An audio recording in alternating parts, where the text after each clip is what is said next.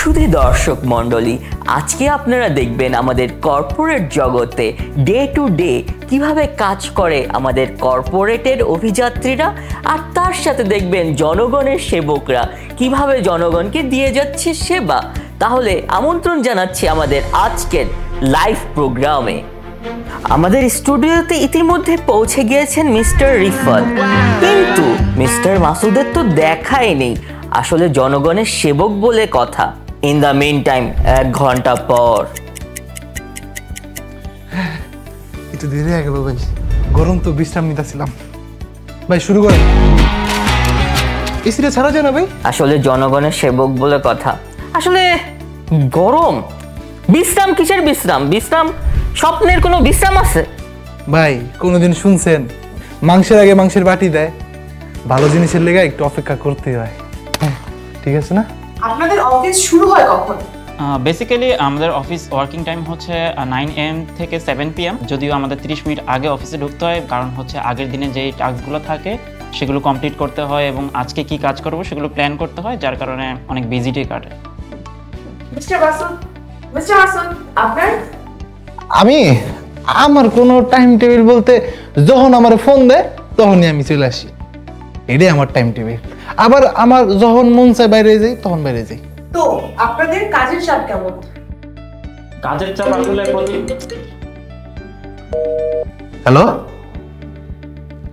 আরে না না আপা, 1 লাখ টাকার কাম কি 80,000 টাকা হয়? 1 লাখই লাগবো। সরি, আমি একটা মিটিং এ আছি আপা, পরে কল দিই। সরি ভাইয়া, কোথায় ছিলাম?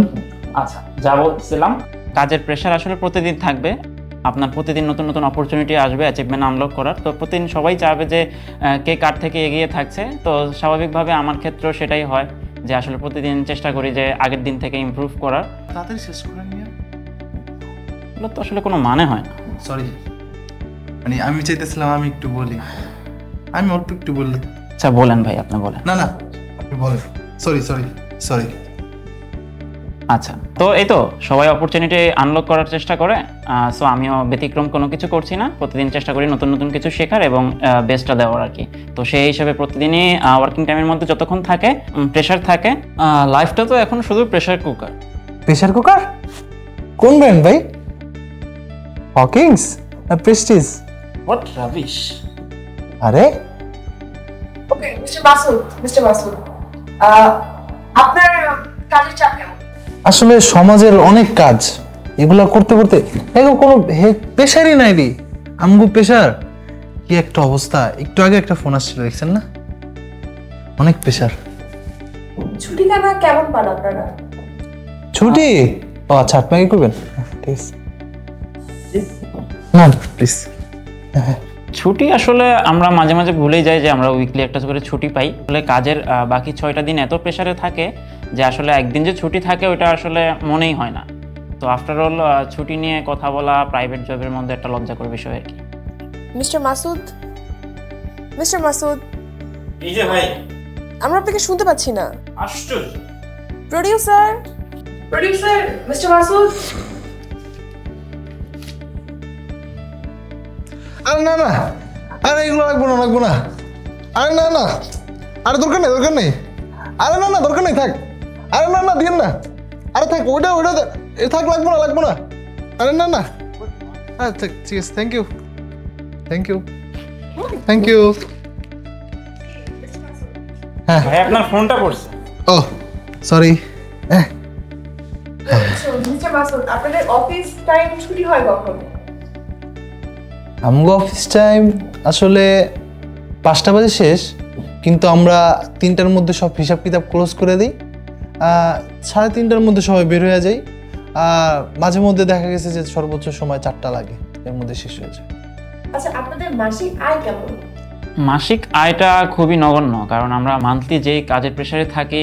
আফটার অল হচ্ছে আমি যদি একটু ক্লিয়ারলি বলি, ফ্যামিলি ফ্রেন্ড সবাইকে স্যাক্রিফাইস করে সারাদিন দিন রাত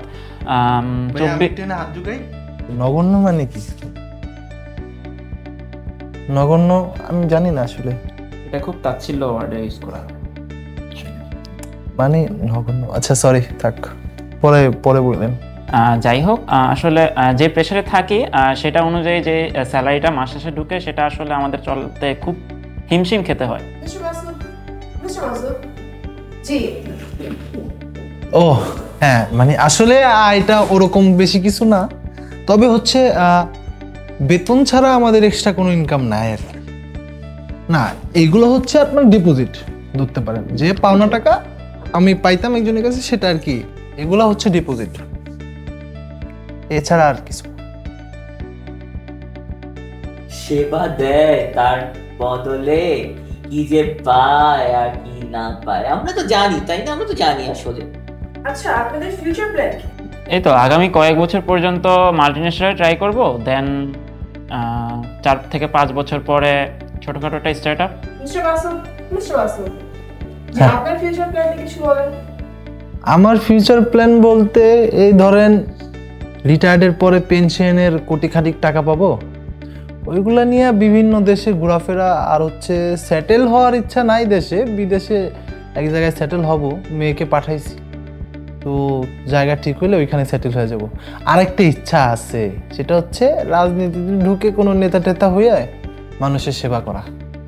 এছাড়া এদেশে এমন কোনো ফিউচার নাই, তাই আর কি এদেশে বুঝছেনই তো। হ্যাঁ, কি বুঝলেন? কর্পোরেট আর জনগণের সেবায় নিজের জীবন নষ্ট করবেন, নাকি নিজেকে দক্ষ করে এদের চেয়েও উপরের লেভেলে কাজ করবেন, নিজের আয় নিজেই করবেন এবং দক্ষতা অনুসারে সে আয় কত হবে তা এনারা চেয়ে চেয়ে দেখবেন। আর যদি আপনি করতে চান এমনই আয়, তাহলে আজই চলে আসুন আইফিক্স ফার্স্ট।